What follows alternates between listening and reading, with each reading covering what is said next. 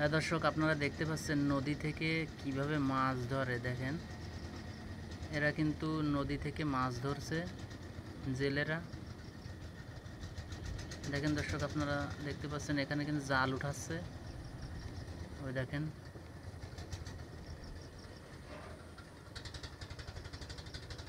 এখানে কিন্তু মাছ ধরছে। দেখেন দর্শক, স্রোতশীল নদীতে কিভাবে মাছ ধরে আপনারা দেখতে পাচ্ছেন।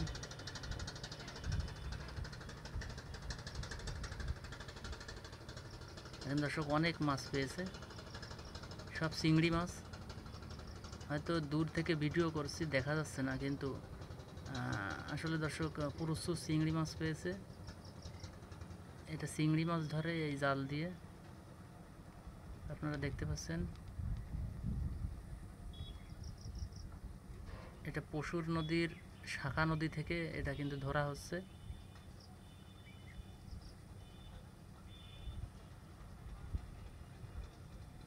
দর্শক, আপনারা দেখতে পাচ্ছেন এখানে দুইটা লোক কিন্তু মাছ ধরার কাজে নিয়োজিত আছে। দেখেন,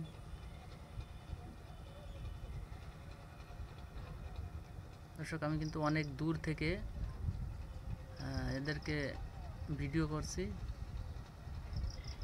হয়তো মাছ দেখাতে পারবো না, কারণ এরা নদীর মধ্যখানে আছে।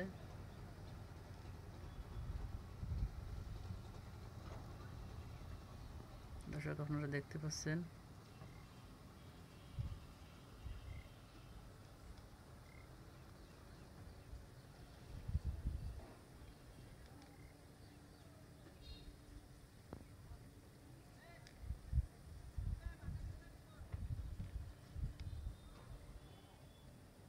এভাবে আর কি চিংড়ি মাছ ধরে নদী থেকে।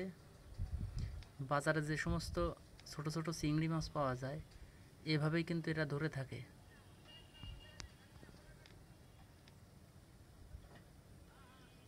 দর্শক, আপনারা দেখেন,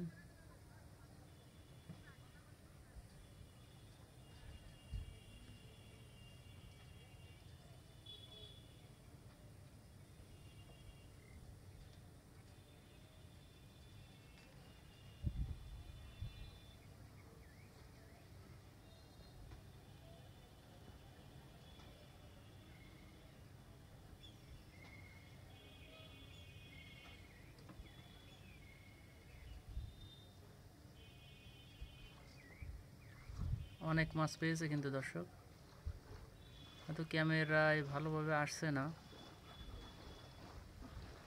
কিন্তু অনেক মাছ পেয়েছে। দেখেন দর্শক, আবারও কিন্তু তারা জাল ফেলবে।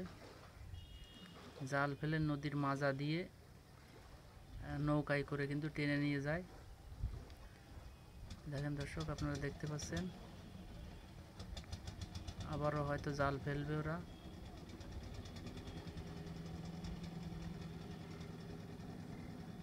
দর্শক, আপনারা দেখেন, এদিকেই কিন্তু আসছে।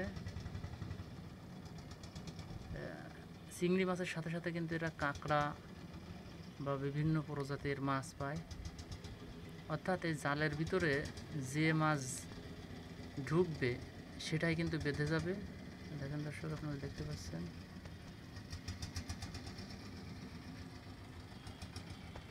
দেখেন দর্শক, দেখেন জাল উঠাচ্ছে।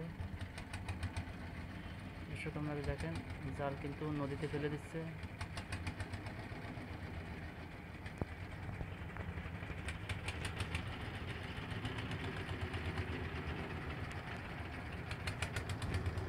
আপনারা দেখতে পাচ্ছেন আবারও কিন্তু জাল টানা শুরু হয়ে গেছে নৌকায় করে।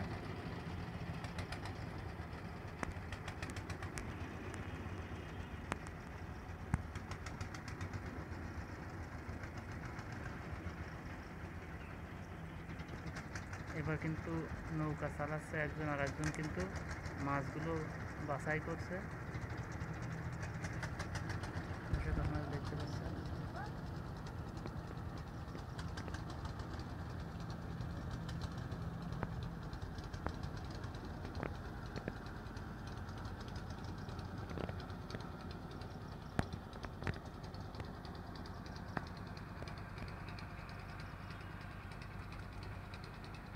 পাশে কিন্তু দর্শক বড় বড় তেলের জাহাজ আছে, দেখেন আপনারা এখানে কিন্তু অনেক বড় বড় তেলের জাহাজ। এখন কিন্তু দর্শক নদীতে ভাটি লেগেছে, হয়তো একটু পরেই জোয়ার আসবে, জোয়ার এসে ভরে যাবে একেবারে কানায় কানায়। এখন ভাটি লেগেছে এই জন্য নদীটা ছোট দেখা যাচ্ছে, কিন্তু দর্শক নদীটা অনেক বড়। এই পাশেই কিন্তু পশুর নদী, অর্থাৎ রূপসা, খুলনা রূপসা বাগেরহাট গিয়ে এই নদী হয়েছে পশুর। আর তারপরেই কিন্তু সুন্দরবন অবস্থিত। এটা হলো রূপসা শাখা নদী, অর্থাৎ পশুর নদীর শাখা। দেখেন দর্শক এখানে কিন্তু তেলের জাহাজ, অনেকগুলো তেলের জাহাজ সব দাঁড়িয়ে আছে জোয়ারের অপেক্ষায়। যখন জোয়ার আসবে তখন কিন্তু এই তেলের জাহাজগুলো আবারও সেই গন্তব্যস্থানে চলে যাবে। দর্শক আপনাদের একটু জুম করে দেখায়, এদিকে দেখেন অনেক বড় তেলের জাহাজ কিন্তু এটা দর্শক। আপনারা দেখতে পাচ্ছেন এখানে কিন্তু অনেক বড় তেলের জাহাজ।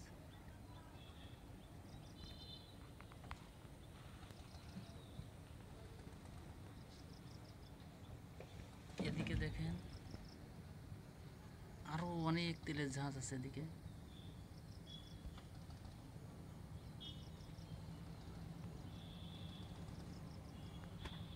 হ্যাঁ, পাশাপাশি এখানে কিন্তু নদীর ঘাটে দেখেন প্রচুর লোক যাতায়াত করে এই জায়গা থেকে।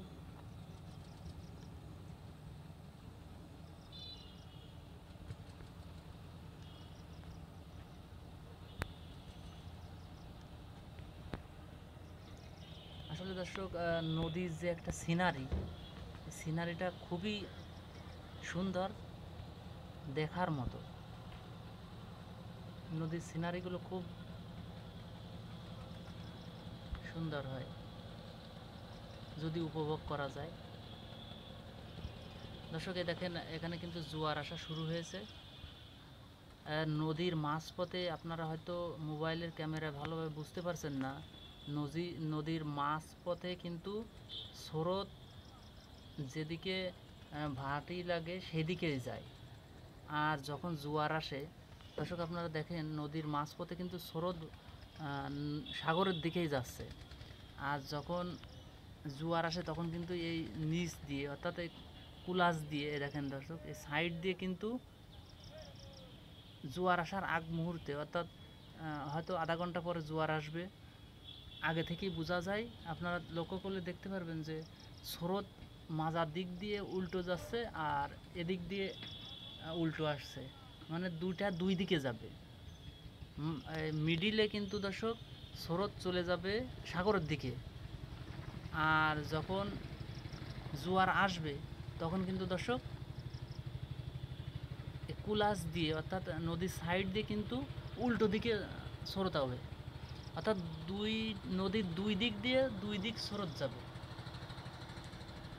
মধ্যখান থেকে সাগরের দিকে যাবে, আর যখন জোয়ার আসবে, জোয়ার আসার আগে কুলাস দিয়ে, অর্থাৎ এই সাইড দিয়ে স্রোত উপরের দিকে আসবে। দেখেন দর্শক দুই দিকে কিন্তু স্রোত যাচ্ছে, আপনারা দেখলে বুঝতে পারছেন। এখানে কিন্তু অল্প অল্প করে স্রোত যাচ্ছে, আর মধ্যখানে কিন্তু স্রোত উল্টো দিকে যাচ্ছে। দেখেন দর্শক, ওদিকে আমি দেখাতে পারছি না, অর্থাৎ স্রোত এই দিকে প্রবাহিত হয় যখন জোয়ার লাগে, এই ভাটি লাগে, এদিকে যায়। আর এখন যাচ্ছে দর্শক এদিকেই যাচ্ছে, আর কিছুক্ষণ বাদে জোয়ার আসবে, এই জন্য এই সাইড দিয়ে দেখেন দর্শক, এই সাইড দিয়ে কিন্তু এই দিকে স্রোত আসছে। আপনারা যদি কখনো নদীর সাইডে যান তাহলে এই জিনিসটা লক্ষ্য করে দেখবেন। জোয়ার আসার আধা ঘন্টা 1 ঘন্টা আগে থেকে কিন্তু এই কুলাস দিয়ে আস্তে আস্তে আস্তে আস্তে পানি ডাঙ্গার দিকে প্রবাহিত হয়, অর্থাৎ নদীর উল্টো দিকে প্রবাহিত হয়। আপনারা লক্ষ্য করলে বুঝতে পারবেন। আসলে দর্শক, নদীর অনেক কিছু জানার আছে, আমরা জানি না।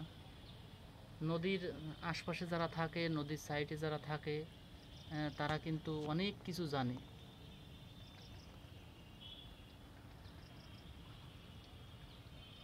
জোয়ার ভাটা কখন লাগে, কি কারণে লাগে, কোথায় কখন কি হয় না হয়, সবই কিন্তু যারা নদীর আশপাশে বসবাস করে তারা কিন্তু জানে।